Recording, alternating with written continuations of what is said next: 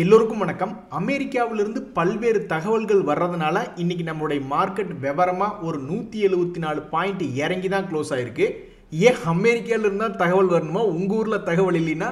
இல்ல, நம்ம ஊர்ல பெருசா தகவல் என்பது இல்ல நண்பர்களே. இந்த சமயத்துல பல்வேறு பங்குகள் மேல் நோக்கி ஏறி வந்த நேரத்துல பல பங்குகள் தொடர்ச்சியா கீழே விழுந்து கிடக்குறான். அதையெல்லாம் பார்க்கும் பொழுது பல ட்ரேடர்கள் கையெடுத்து கும்பிட்டு நாங்கள் ஷேர் மார்க்கெட்டே எங்களுக்கு வேண்டாம்ப்பா, இப்படி நஷ்டமாகுது அப்படின்ற மாதிரி ஃபீலிங்காக இருக்காங்க. ஒரு உதாரணத்துக்கு இந்த யூகோ பேங்க் அப்படின்ற பங்கு தொடர்ந்து இறங்கி 60% வரைக்கும் இறங்கியிருக்கான். இப்படி இறங்குச்சுன்னா எப்படி ஸ்டாக் மார்க்கெட்டில் தொழில் பண்ணுறது, என்ன பண்ணுறது அப்படின்னு பல ட்ரேடர்கள் நினச்சிக்கிட்டு இருக்காங்க. இத்தனை பேர் இறங்கினதுக்கப்புறம் ஏறினாங்கல்ல, உனக்கு மட்டும் என்னையா வந்தது அப்படின்னு ட்ரேடர்கள் குழம்பி கொண்டு இருக்கக்கூடிய இந்த நேரத்தில் இந்த பங்குல டிவிடெண்ட் ஈல்ட் என்பது 1.26% அப்படின்னு கொடுத்துட்டு இருக்காங்க. சமீபத்தினுடைய மார்ச் குவார்ட்டர்லி அப்படின்றதனுடைய ரிசல்ட்டில் அவங்களுடைய சேல்ஸ் என்பது ஏறுமுகமாக தான் இருக்கு. அதே மாதிரி அவங்களுடைய லாபம் என்பதும் ஏறுமுகமாக தான் இருக்கு. அப்போ நீ ஏன் இப்படி கீழே இருக்க அப்படின்ற மாதிரி பல பேர் ஃபீல் பண்ணிக்கிட்டு இருக்காங்க. அது உனக்காக நாங்கள் ஃபீல் பண்ணலையா. இந்த பங்கு இப்படி கீழ் நோக்கி இறங்கி வாங்கினதுக்கப்புறம் அந்த ட்ரேடர்ஸ் எல்லாம் எப்படி புலம்பிக்கிட்டு இருக்காங்க, அதுக்காக ஃபீல் பண்ணிக்கிட்டு இருக்கோம் அப்படின்ற மாதிரி சமீபத்தினுடைய மார்க்கெட்டில் ஏறாத ஒரு நிலையில் இருக்கக்கூடிய பங்குகளினுடைய உதாரணங்களில் இந்த யூகோ பேங்கினுடைய ஷேர் வீழ்ச்சியும் ஒன்றா இருக்கு. நண்பர்களே, உங்களுக்கு தெரியாதில்ல, ஸ்டாக் மார்க்கெட்டில் அதிரடியாக ஏதாவது விஷயங்கள் இருக்கா சில ஷேர்கள் அப்படின்னு பார்ப்பாங்க. அதாவது growth ஃபேக்டர்ஸ் இருக்கான்னு பார்ப்பாங்க. ஒரு உதாரணத்துக்கு இந்த நியூஜென் சாஃப்ட்வேர் அப்படின்ற ஒரு கம்பெனி, 2 சாஃப்ட்வேர் கம்பெனி பார்க்க போகிறோம். அதில் இந்த ரிட்டர்ன் ஆன் கேபிட்டல் எம்ப்ளாய்டும் சரி, ரிட்டர்ன் ஆன் ஈக்விட்டியும் சரி. அதே மாதிரி சொனாட்டா சாஃப்ட்வேர் அப்படின்ற ஒரு பங்கினுடைய உதாரணம், அதில் ரிட்டர்ன் ஆன் கேபிட்டல் எம்ப்ளாய்டு சரி, ரிட்டர்ன். ஸோ வளர்ச்சிக்கு உண்டான காரணிகள் அப்படின்றது மட்டும்தான் இப்போ சமீபத்தில் சில கம்பெனிகள் இருக்கு. அதில் இந்த சாஃப்ட்வேர் கம்பெனியில் வளர்ச்சி அப்படின்றது இருக்கு. ஆனால் அதே சமயம் ஒரு பங்குல ஒரு வேல்யூ இருக்கா அப்படின்னு சில பேர் பார்ப்பாங்க. ஒரு உதாரணத்துக்கு அவன் ஒரு நல்ல டிவிடெண்ட் தர்றானா அப்படின்னு பார்ப்பாங்க. அல்லது அதனுடைய ஸ்டாக் பிஇ இண்டஸ்ட்ரி பிஇ விட கம்மியாக இருக்கா, பிஇஜி ரேஷியோ 1க்கு கீழே இருக்கா, அதே மாதிரி கடன்லாம் கம்மியாக இருக்கா அப்படின்னு சில பங்குகளில் பார்ப்பாங்க. அதே மாதிரி தான் இந்த சொனாட்டா சாஃப்ட்வேர் அப்படின்ற பங்குல ஏதாவது இண்டஸ்ட்ரி பிஇ விட அதிகமாக இருக்கா, பிஇஜி ரேஷியோ 1க்கு கீழே கம்மியாக இருக்கா அப்படின்ற மாதிரி பார்ப்பாங்க. ஆனால் அந்த இடத்துல பெருசாக வேல்யூ இல்லை, இன்னும் எக்ஸ்பென்சிவாக இருக்காங்க. அதே மாதிரி மொமெண்டம் இருக்கா, ஒரு பங்கு பார்க்கறதுக்கு அப்படியே துடிப்பா ராக்கெட் மாதிரி ஏறுற மாதிரி இருக்கானா அப்படின்ற மாதிரி சில பேர் பார்ப்பாங்க. அந்த வகையில் இந்த சொனாட்டா சாஃப்ட்வேர் அப்படின்ற பங்கு இன்னும் 200 டேஸ் மூவிங் ஆவரேஜ் அப்படின்றத தாண்டி வரல. நியூஜென் அப்படின்ற சாஃப்ட்வேர் கொஞ்சம் நாளுக்கு முன்னாடி 200 டேஸ் மூவிங் ஆவரேஜ் தாண்டி வந்தாலும் இன்னும் பெருசா பல இடத்துக்கெல்லாம் போகல.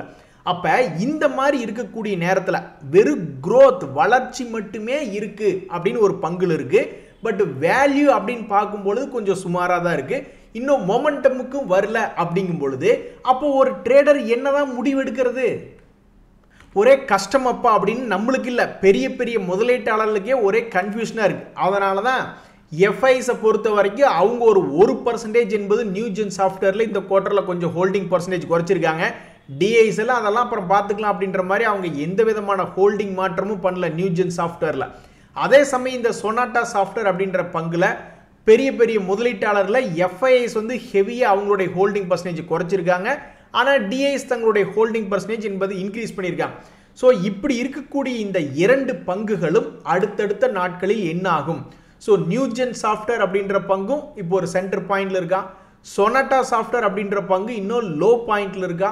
அப்போ அடுத்தடுத்த 6 மாதங்கள் அல்லது 3 மாதங்கள்ல இது போன்ற growth மட்டுமே உள்ள கம்பெனிகள், வேல்யூ அப்படின்றது இல்லை, பெருசா மொமெண்டம் என்பது இல்லை, வெறும் growth மட்டுமே இருக்கக்கூடிய கம்பெனிகள் அடுத்தடுத்த மாதங்களில் என்ன ஆகும் அப்படின்றது பொறுத்திருந்து தான் பார்க்கணும்.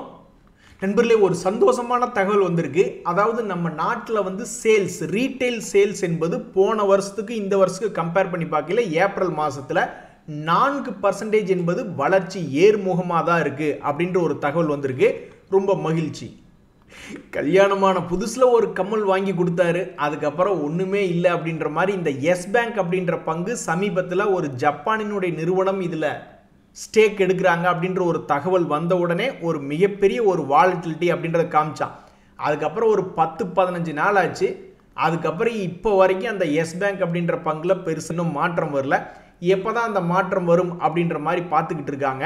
இந்த சமயத்தில் ஏடிஜிஎல் அப்படின்ற ஒரு பங்கு, F&O செக்மெண்ட்டில் இருக்கக்கூடிய ஒரு பங்கு, அந்த பங்கு இதுக்கு முன்னாடி ஒரு முறை 200 டேஸ் மூவிங் ஆவரேஜ் என்பதை தொட்டது தான் தாமதம். அதுக்கப்புறம் தொடர்ந்து அவனுக்கு இறங்கு முகமாகவே இருந்தது. அப்படி இருக்கக்கூடிய இந்த நேரத்தில் மறுபடி 200 டேஸ் மூவிங் ஆவரேஜ் பக்கத்தில் ஒரு வயலண்டான இடத்து பக்கத்தில் வர்றான். அடுத்து பார்க்கக்கூடிய ஒரு 3 மாதங்கள் அல்லது 6 மாதங்கள் கழித்து இந்த பங்கு என்ன நிலையில் இருக்கும் அப்படின்னு பார்க்கறதுக்கு பல பேர் ஆவலோட காத்துக்கிட்டு இருக்காங்க. இந்த ஏடிஜிஎல் பொறுத்த வரைக்கும் பெரிய பெரிய இன்வெஸ்டர்ஸ் அப்படின்ற மாதிரிலாம் நிறைய பேர் உள்ளே போயிருந்துருக்க மாட்டாங்க. ஏன்னா இதுக்கு முன்னாடி ஏகப்பட்ட சிக்கலில் இந்த கம்பெனி கொண்டு போனாங்க. ஒரு முறை 4000லாம் போய்கிட்டு இருந்தது. எதுக்கு ஏன் இவ்வளவு ஹை பியில் இந்த பிஇ போய்கிட்டு இருக்கு அப்படின்னு பல பேர் சொல்லிக்கிட்டு இருந்தாங்க. ஆனால் அந்த பங்கெல்லாம் எதையுமே கேட்குற மாதிரி இல்லை. அவன் பாட்டுக்கு 400 ரூபாய் ரேஞ்சிலிருந்து 4000 ரூபா போயிட்டான். அதுக்கப்புறம் ஹிண்டன்பர்க்னு ஒருத்தன் வந்தான். அதுக்கப்புறம் தான் இந்த பங்கினுடைய இறக்கு முகமே ஆரம்பிச்சுது. அப்படி இறங்கு முகம் ஆரம்பிச்சதுக்கப்புறம் இப்போ சமீபத்தில் 6 மாதங்களுக்கு முன்னாடி ஒரு முறை ஸ்ட்ராங்காக பார்த்தா, அப்பவும் அவனை இறக்கி விட்டாங்க. 6 மாதம் கழித்து மறுபடியும் இப்போ ஸ்ட்ராங்காக பார்க்கக்கூடிய இந்த நிலமையில் இனி ஒரு 3 மாதம் கழித்து எடுத்து பார்த்தா தான் இந்த பங்கு ஏதாவது மேலே வந்துச்சா அல்லது கீழே வந்துச்சா அப்படின்றது தெரிய வரும். இப்போதைக்கு இந்த 2 பங்குகளும் ஒரு முக்கியமான கட்டத்தில் வந்திருக்கான். கீழே விழுந்தாலும் சரி, மேலே எழுந்தாலும் சரி, சீக்கிரம் ஏதாவது பண்ணி விடுங்கப்பா அப்படின்ற மாதிரி தான் நிறைய பேர் நினச்சிக்கிட்டு இருப்பாங்க. நண்பர்களே, இந்த கிரெடிட் ஆக்சஸ் கிராமின் அப்படின்ற பங்கு நஷ்டம் அடைந்து கொண்டிருந்த பங்கு. இதுக்கு முந்தின குவார்ட்டரில் 100 கோடி நஷ்டம் அப்படின்ற மாதிரி தான் காமிச்சிருந்தான். மறுபடியும் இந்த குவார்ட்டரில் 47 கோடி லாபம் அப்படின்ற திருப்பி காமிச்சிருக்கான். இருந்தாலும் அவனுடைய சொர்க்கபுரி இதுக்கு முன்னாடி 300 கோடிக்கு மேலையெல்லாம் லாபம் காமிச்சிட்டு இருந்தது. இப்போ காமிக்கவே இல்லை. வெறும் 47 கோடி அப்படின்ற மாதிரி தான் லாபம் காமிச்சிருக்கான். இந்த சமயத்தில் இந்த கம்பெனியில் என்ன ஒரு டெக்னிக்கல் ரிலேட்டடான தகவல் அப்படின்னு பார்த்தீங்கன்னா, கோல்டன் கிராஸ் ஓவர் அப்படின்ற ஒரு கான்செப்ட் இருக்குது. இதுக்கு மேலே ஏறிச்சுன்னா கிராஸ் ஓவர் அப்படிம்பாங்க, கீழே வந்துச்சுனாக்க டெத் கிராஸ் ஓவர் அப்படின்ற மாதிரி சொல்லுவாங்க. அல்லது அதே மாதிரி இப்படி சக்ஸஸ்ஃபுல் கோல்டன் கிராஸ் ஓவர்னாக்கா மேலேயே போகுதுன்னு அர்த்தம். கோல்டன் கிராஸ் ஓவர் ஃபெயிலியர் அப்படின்னாக்கா மேலேருந்து கீழே வந்துருச்சு அப்படின்ற மாதிரி அர்த்தம். அப்படி இருக்கக்கூடிய இந்த நிலைமையில் இந்த கிரெடிட் ஆக்சஸ் கிராமின் அப்படின்ற பங்கு தன்னுடைய ரிசல்ட்டுகள் சரியாக கொடுக்காதனால 2000 ரூபாய் ரேஞ்சிலிருந்து வெறும் 800 ரூபாய்க்கு இறக்கி விட்டாங்க. அதுக்கப்புறம் இப்போ கொடுத்துருக்கக்கூடிய Q4 ரிசல்ட் என்பது பாசிட்டிவாக கொடுத்துருக்கா. தற்சமயத்தில் இந்த பங்கு இந்த 2025 உச்சத்தில் இருக்குது. இனி மறுபடியும் போன வருஷத்தினுடைய உச்சத்துக்கு போவானா அல்லது இந்த வருஷத்தினுடைய வீழ்ச்சிக்கு வந்து உழுவானா அப்படின்றது பொறுத்திருந்து தான் பார்க்கணும். நண்பர்களே, அதே மாதிரி தான் இந்த டெல்ஹிவரி அப்படின்ற ஒரு பங்கு, இவனுமே லாஸ் மேக்கிங்லேருந்து அதுக்கப்புறம் பாசிட்டிவாக ரிசல்ட் கொடுத்த ஒரு பங்குல இந்த டெல்ஹிவரியும் இருக்கான். பார்த்தீங்களா, இதுக்கு முன்னாடி எல்லாம் நெகட்டிவாக ரிசல்ட் கொடுத்துட்டே இருந்தவன் இப்போ 10 கோடி 25 கோடி 73 கோடி லாபம் பண்ணிக்கிட்டு இருக்கான். இதனால் இந்த பங்கு சமீபத்தில் என்ன ஆயிருக்கு அப்படின்னு பார்த்தீங்கன்னா 240 ரூபா அப்படின்ற ரேஞ்சிலிருந்து இப்போ 360 ரூபா அப்படின்றதுக்கு வந்திருக்கு. அதே மாதிரி இப்போ இந்த பங்குல என்ன எல்லாம் பார்த்துக்கிட்டு இருக்காங்கன்னா, அதான் லாஸ் மேக்கிங்லேருந்து ப்ராஃபிட் மேக்கிங்கில் திரும்பி இருக்குல்ல, அப்போ நீ ஏதாவது டிவிடெண்ட் இது கொடுப்பியா அப்படின்ற மாதிரி மார்க்கெட்டில் பல பேர் இந்த பங்கை பார்த்துக்கிட்டு இருக்காங்க. எது எப்படியோ சமீபத்தில் இந்த பங்கு 220 ரூபா ரேஞ்சிலிருந்து 360 ரூபா வந்ததே பல பேர்த்துக்கு அப்பாடா சாமி அப்படின்ற மாதிரி இருக்கும்.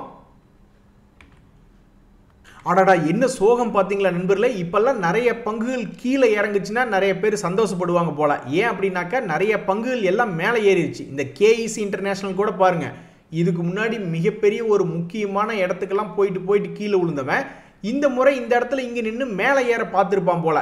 அது யார் என்ன நினைச்சாங்கன்னு தெரியல. கடைசியில் பார்த்தா காலையில் 930 ரூபாய்க்கெல்லாம் இந்த பங்கு இருந்திருக்கு. அட சாமி, காலையில் ரிசல்ட்டினுடைய இம்பேக்ட்னால மேலே 930 இருந்தவன் கடைசியில் பார்த்தா 1 ரூபா இறங்கி க்ளோஸ் ஆயிருக்கா, 860ன்னு க்ளோஸ் ஆயிருக்கான்.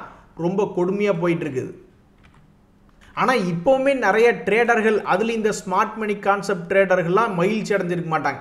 ஏன்னா அவங்க வந்து பார்க்குற லெவலே வேறையாக இருக்கும். அவங்கள பொறுத்த வரைக்கும் இப்படி ஏதாவது ஒரு டபுள் பாட்டம் கீது போட்டுட்டு மேலே போகுதான்னு பார்ப்பாங்க. அப்படியெல்லாம் டபுள் பாட்டம் கீது போடணுன்னாக்கா இந்த பங்கெல்லாம் அப்புறம் இங்கிருந்து இவ்வளவு தூரம் இறங்கி வந்தால் தான் எங்களுக்கு மகிழ்ச்சிப்பாங்க. அப்படி பார்த்தா உனக்கு 0 சும்மா கொடுத்தா கூட உனக்கு ஹாப்பியாக தான் இருக்கும். அதுக்குன்னு உங்களுக்கு ஸ்டாக்கை சும்மா கொடுக்க முடியுமான்னு இந்த ஸ்டாக்கை ஏற்கனவே வாங்கி வச்சிருக்கிறவங்களாம் கடுப்பில் இருப்பாங்க.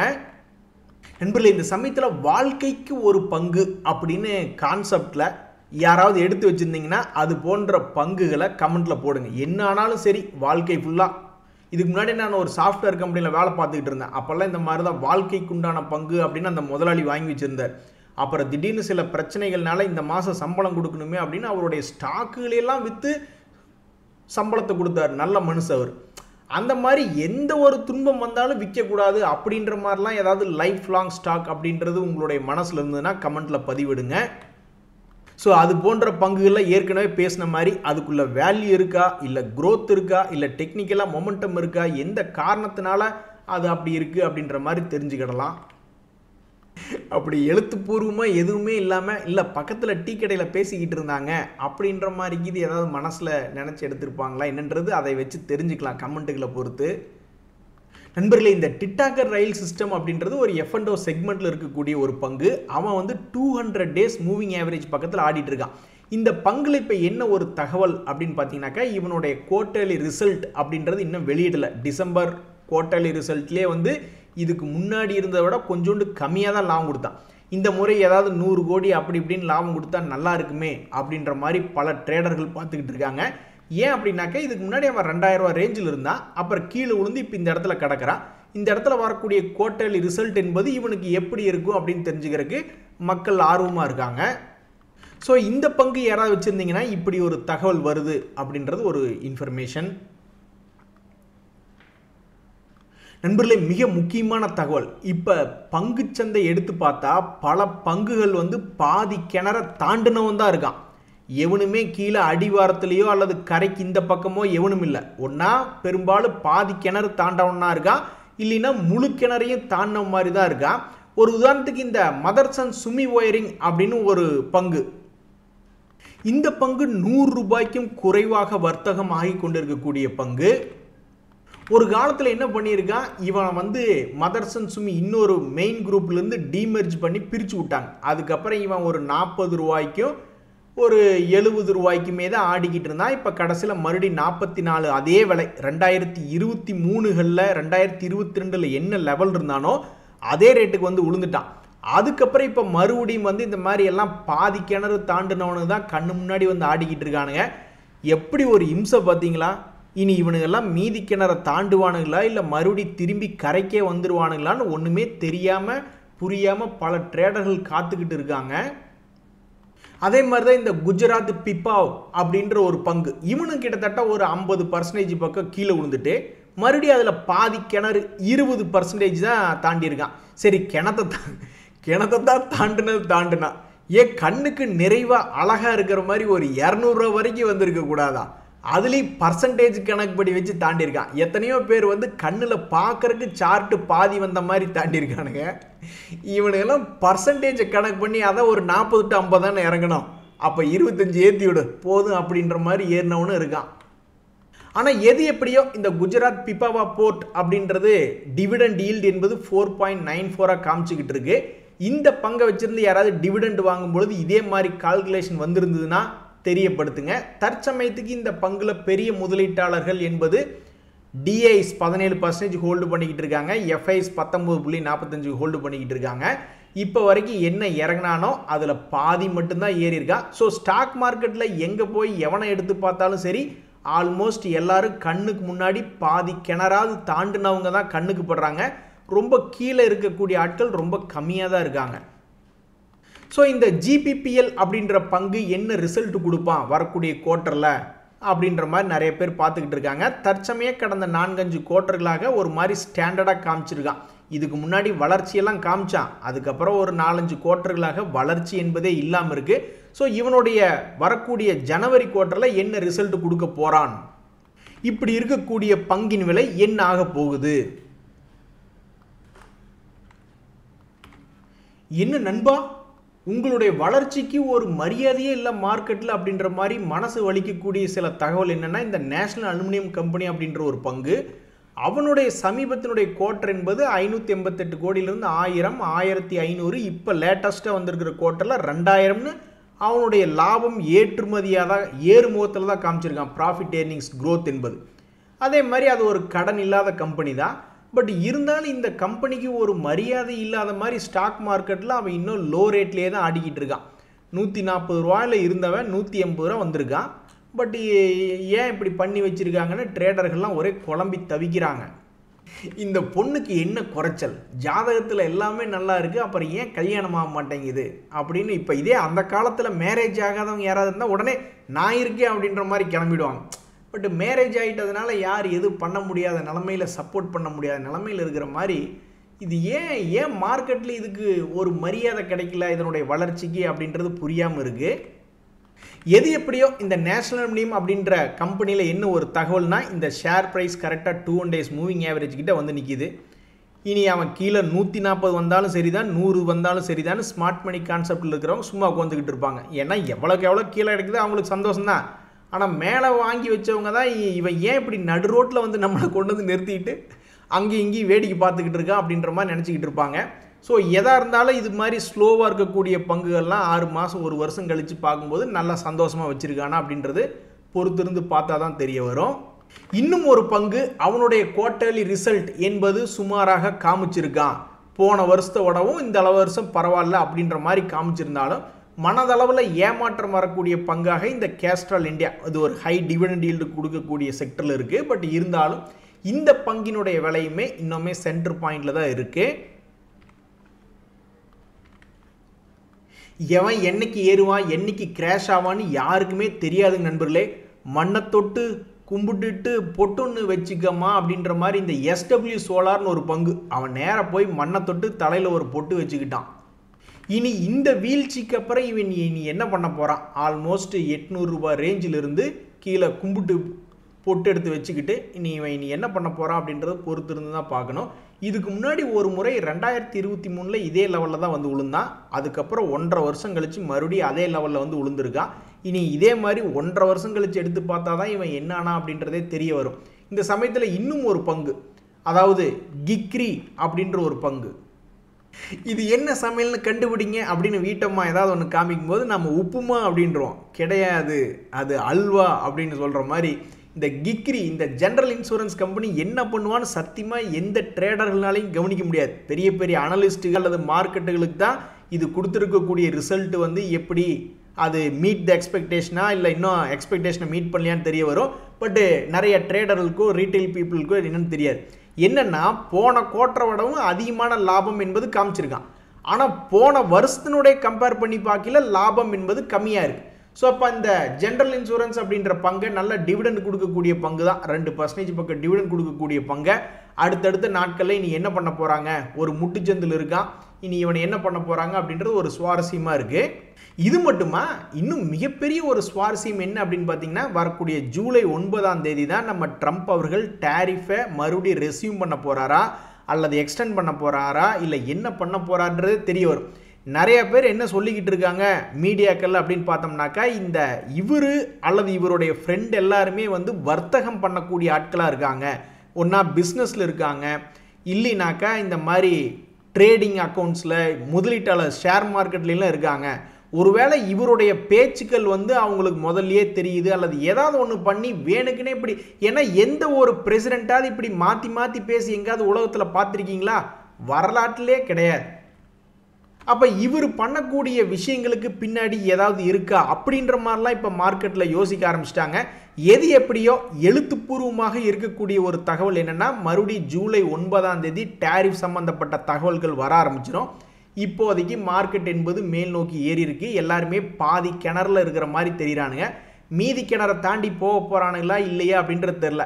ஸோ ஒரு ரீட்டைல் முதலீட்டாளர்களுக்கெல்லாம் வந்து ஹெட்ஜிங் என்பது தான் கடைசி காலம் வரைக்கும் கஞ்சி ஊற்றும் அப்படின்ற காப்பாற்றும் அப்படின்ற நிலைமையில் இருக்குது. நன்றி, வணக்கம்.